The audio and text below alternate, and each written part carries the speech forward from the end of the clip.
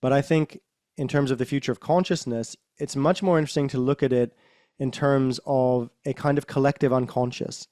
So it's a symbolic, psycho-spiritual process that's unfolding as much as a technology. And I think I have a theory called the age of breach. And what I argue in that is that what's happening now is that because of that fluid, ethereal nature of identity online and the way we communicate online, all of our hopes, dreams, sexual fantasies, resentments are poured into the internet in a million different ways. And what happens is that sometimes they coalesce into a kind of archetypal community. And this mimics what Jung talked about in the collective unconscious. Jung said that there are as many archetypes as there are types of human experience, right? There isn't just like the wise old man or the wise old woman or this or that. Those are common ones. And so they have more, perhaps more weight in our psyches. But the archetypes play a role of sort of creating a sense of order in the swirl of the unconscious, right? They're like pockets of order in a way. And I think something similar is happening online, where something like QAnon becomes the seat of a huge amount of projection of disenfranchisement, anger, suspicion, uncertainty, mythic energy, a desire for redemption, order, an attractor mark, exactly. It's exactly right. And then what happens is that online, these things feel incredibly real. And the Q drops, people were kind of pouring over like sacred texts, like what did this mean? What did that mean? And it was participatory as well. So people got to be really into it. And then that's all very well and good online in this other world, which is full of symbols, memes, sort of desire. And then what happens in breach is like it did on January 6th. It comes into the real world. And when breach comes into the real world, nothing goes quite according to plan, because the rules of reality are not the same as the rules of the internet.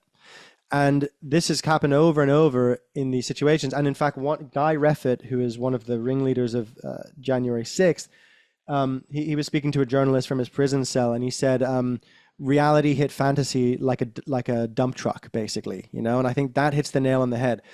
And I predicted a few years ago that we would start seeing more of these events where these communities are forming online in this extension of our collective unconscious, getting, in a sense, quite disconnected from physical reality, becoming obsessed very often with an alternate reality, and then trying to bring that alternate reality into the physical world with, to be fair, it's not impactless. It does impact the physical world, sometimes pretty significantly, right? January 6th is quite a significant moment. So it's not that breach doesn't do something, but it doesn't do what people think it will do. And certainly what it does is it creates this growing split between embodied physical reality and the world that we're inhabiting when we go online.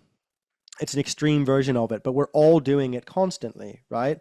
We're all entering this other world through this little portal, or this portal, in a different way, and we're constantly dipping in and out of realities. And that is something that in the future is going to get more intense with the advent of even more sophisticated generative AI, a world where it's very difficult to tell what is real or what isn't, and a world in which it's very difficult to tell if the entity that you're talking to online is real or not. And so one of the things I argue in the bigger picture is that we've been there before, because that is shamanism, right? The practice of taking plants or getting into an altered state without the use of psychedelics, in order to commune with the world of the spirits, which, you know, in many, especially in kind of a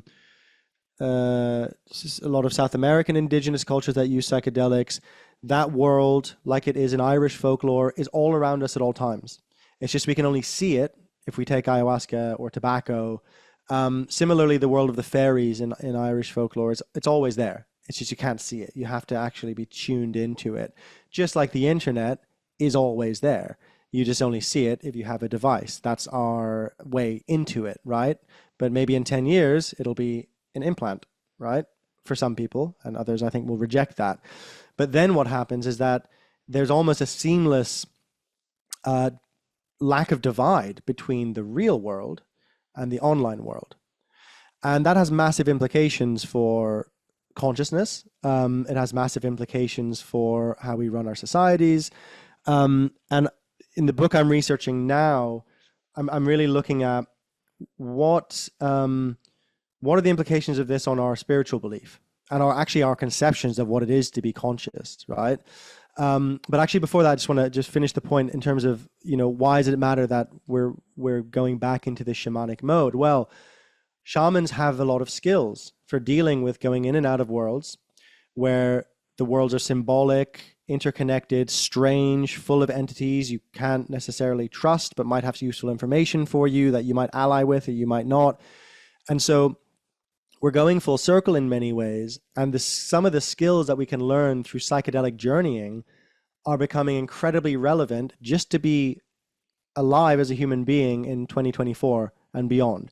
And some of those skills are a deep discernment, a sense of being able to hold multiple perspectives at the same time. And not just that, but actually multiple contexts at the same time. That's quite a big difference, right? Being able to seamlessly move between worlds, the ability to stay connected to ourselves, the ability to tolerate an enormous amount of complexity at the same time. All of these are skills that we can develop in psychedelic practice effectively.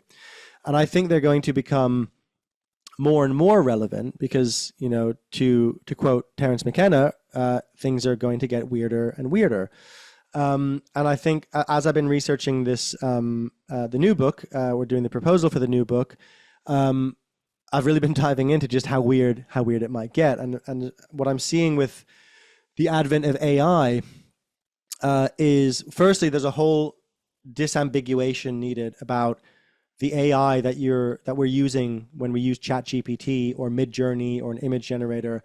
Those AI, the large language models, are and there's a book by Shannon Valor called The AI Mirror, which came out just about 2 months ago, and she argues that they are effectively mirrors, right? They're not conscious, certainly, but they're very convincing mirrors. And the myth that she draws on throughout the book is that of Narcissus and Echo. So Narcissus can only see his own reflection, and Echo, who's in love with him, is cursed to only ever repeat the last thing someone said to her, right? So you have this dual myth. And in a way, that's what we get with the AI. It's reflecting our collective conscious back at ourselves constantly. So in that sense, right now, it lacks novelty in some pretty profound way.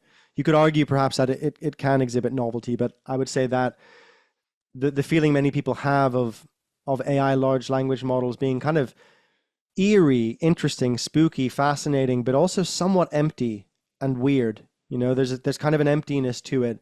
Is because it is empty, because it is this kind of broken echo of ourselves back to ourselves. But let's imagine that it develops further and does indeed become sentient in a way that we would consider something to be sentient. Then effectively what's happening is the introduction of a new god into the world, right? Something that, for all intents and purposes, has the power and behaves like a god. That's going to raise enormous questions for us. It's also going to radically change religion, potentially, because already, and then not necessarily a good way, right? I mean, it could go either way, but you could imagine, say it's a few years from now, you have an AI guru that's programmed based on, the things you like, Taoism, Zoroastrianism, this, that, bit of Catholicism, whatever, right? And you're walking around with like an ear pod in, and instead of using your own agency to decide how am I going to engage with the world, you effectively ask it, how should I deal with this situation? I feel really stuck here. What should I do? Ah, that's a good question, Ali. Well, maybe you should do this, this, or this.